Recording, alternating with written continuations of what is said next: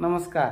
पार्थ मराठा वधू व सूचक केंद्राच्या माध्यमातून आज आपण एक BTech IIT इंदोरला शिक्षण झालेला मुलगा आणि क्लास 1ची पोस्ट असलेला डेप्युटी डायरेक्टर चा बायोडाटा आपल्याकडे आलेला आहे. ज्यांना असं क्लास 1 क्लास 2 अधिकारी पाहिजे त्यांनी 9403 41 40 87 या नंबरवर संपर्क करावा.